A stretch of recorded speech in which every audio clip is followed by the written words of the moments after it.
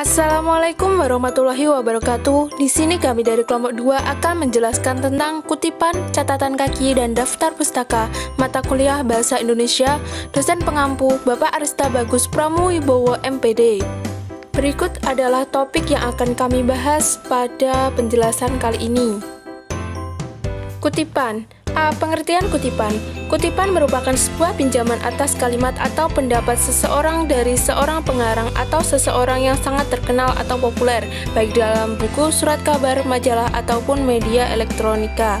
B. Fungsi kutipan. 1. Sebagai pendukung argumen dan memperkuat analisa penulis. 2. Sebagai landasan teori dalam mengemukakan pemikiran atau tulisan kita. 3. Sebagai penjelas dari pendapat yang dikemukakan. 4. Sebagai penguat dalam argumen atau pendapat yang dikemukakan. C. Jenis-jenis kutipan. Jenis-jenis kutipan ada dua, yaitu yang pertama kutipan langsung dan yang kedua adalah kutipan tidak langsung. Kutipan langsung merupakan suatu penggunaan kutipan yang dilakukan oleh penulis dengan cara menulis kembali gagasan orang lain yang sama persis dengan aslinya. Sedangkan kutipan tidak langsung merupakan penggunaan kutipan yang dilakukan oleh penulis dengan cara mengambil pendapat orang lain, kemudian menyampaikan dalam sebuah karya penulis itu dengan kalimatnya sendiri sesuai dengan pemahamannya pada kutipan tersebut. Selanjutnya yaitu cara penggunaan kutipan. Untuk yang pertama adalah kutipan langsung dibagi menjadi dua. A. Kutipan langsung yang tidak lebih dari 4 baris dengan cara kutipan diintegrasikan dengan teks. Jarak antar baris kutipan 2 spasi. Kutipan diapit dengan tanda kutip. Sesudah kutipan selesai, langsung di belakangnya diberi tanda kurung dan ditulis sumber dari mana kutipan itu diambil dengan menulis nama singkat, tahun terbit, dan nomor halaman tempat kutipan itu diambil. B. Kutipan langsung yang terdiri lebih dari 4 baris. Kutipan dipisahkan dari teks sejarak 3 spasi. Jarak antar kutipan 1 spasi. Kutipan dimasukkan 5-7 ketukan sesuai dengan alinea teks pengarang atau pengutip. Bila kutipan dimulai dengan alinea baru, maka baris pertama kutipan dimasukkan lagi 5-7 ketukan. Kutipan diapit oleh tanda kutip dan di belakang kutipan diberi sumber kutipan. Yang kedua, kutipan tidak langsung dengan cara kutipan diintegrasikan dengan teks. Jarak antar baris kutipan spasi rangkap. Kutipan tidak diapit tanda kutip dan sesudah selesai diberi sumber kutipan. Yang ketiga yaitu kutipan pada catatan kaki dengan cara kutipan selalu ditempatkan pada spasi rapat. Meskipun kutipan itu singkat, kutipan diberi tanda kutip dan dikutip seperti dalam teks asli. Yang keempat adalah kutipan atas ucapan lisan. Kutipan harus dilegalisir dulu oleh pembicara atau sekretarisnya. Dapat dimasukkan ke dalam teks sebagai kutipan langsung atau tidak langsung. Dan yang terakhir yaitu kutipan dalam kutipan. Kadang-kadang terjadi bahwa dalam kutipan terdapat lagi kutipan. A. Pengertian catatan kaki. Catatan kaki adalah catatan yang diletakkan di bagian bawah halaman, keterangan-keterangan atas teks, naskah, tulisan yang ditempatkan pada bagi halaman tulisan yang bersangkutan. Catatan kaki merupakan cara menandai identitas sumber rujukan, sekaligus merupakan salah satu bukti bahwa penulis benar-benar memiliki kejujuran ilmiah. B. Fungsi catatan kaki. 1. Sebagai petunjuk sumber hasil kutipan yang dipergunakan di dalam teks karya tulis. 2. Menjelaskan secara definitif tentang suatu istilah yang belum banyak dikenal oleh banyak orang. 3. Sebagai penjelas berupa penafsiran atau keterangan lebih lanjut tentang makna dari istilah dalam kalimat. 4. Sebagai bentuk penghargaan terhadap sumber yang telah dikutip. Catatan kaki juga berkaitan dengan teknik mengutip pada kalimat langsung. Dalam pengutipan pernyataan dari sumber lain, maka perlu dijelaskan mengenai sumber kutipan tersebut. Sumber kutipan bisa dimuat dalam catatan kaki. Catatan kaki terbagi menjadi 2 jenis. Yang pertama, catatan kaki lengkap, yang ditulis lengkap dengan mencantumkan nama pengarang, judul buku, nama atau nomor seri jika ada, jumlah jilid jika ada, nomor cetakan, nama penerbit, tahun terbit, dan nomor halaman. Yang kedua yaitu catatan kaki singkat yang ditulis secara singkat dan terdiri dari 2 macam, yaitu ibid atau singkatan dari ibidum yang artinya sama dengan di atas. Untuk catatan kaki yang sumbernya sama dengan catatan kaki yang tepat di atasnya, ditulis dengan huruf besar, digarisbawahi, diikuti titik dan koma, lalu nomor halaman.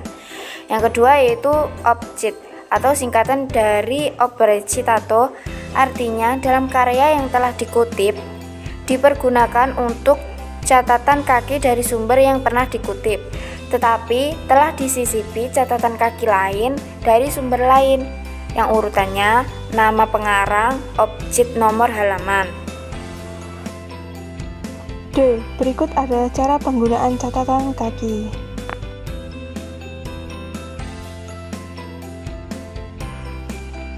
Teknik penulisannya perlu mengingat adanya nama pengarang tidak dibalik, kota terbit, nama penerbit, tahun terbit, nomor halaman, dan semua unsur dihubungkan dengan tanda koma, kecuali setelah kota terbit dihubungkan dengan tanda titik 2.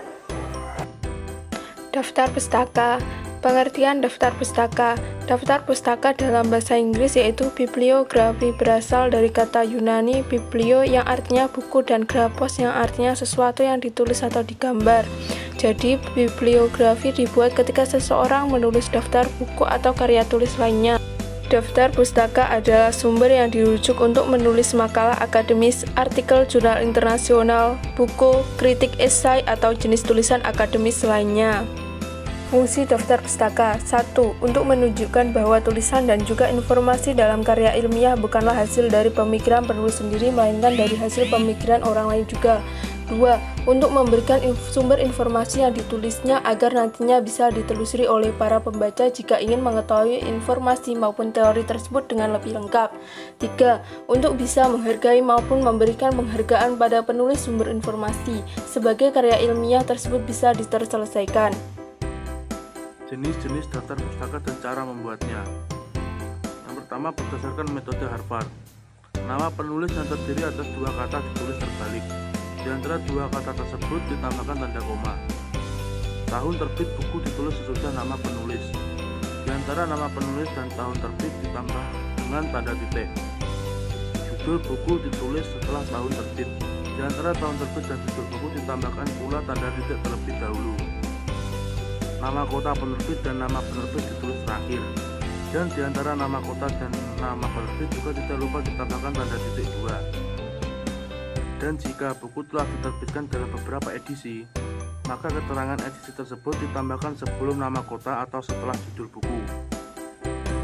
Daftar pustaka untuk textbooks.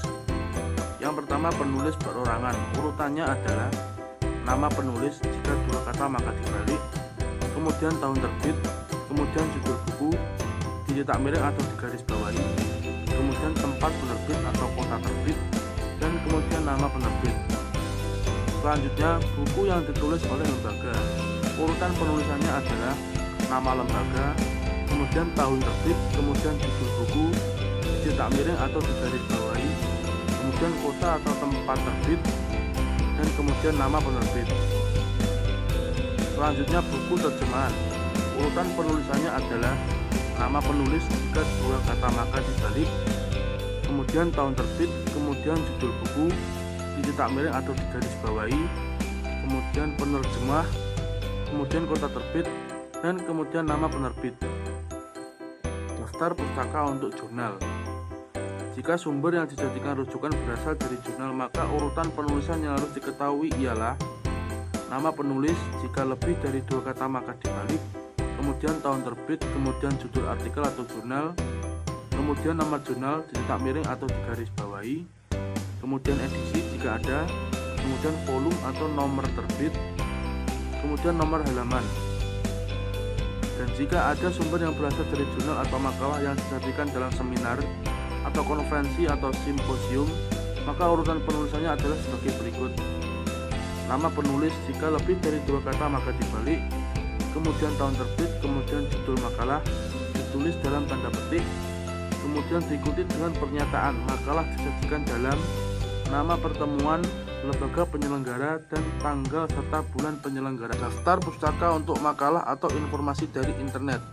Jika sumber yang dijadikan sebagai rujukan, maka urutan yang perlu diketahui ialah nama penulis, kemudian tahun terbit, kemudian judul karya tulis, dicetak miring jika dari jurnal dan diberi keterangan dalam kurun online, dan ditambahkan tanpa petik 2 jika bukan dari jurnal, kemudian volume dan nomor jika dari jurnal online, kemudian alamat website atau URL, dan tanggal, bulan, dan tahun mengakses.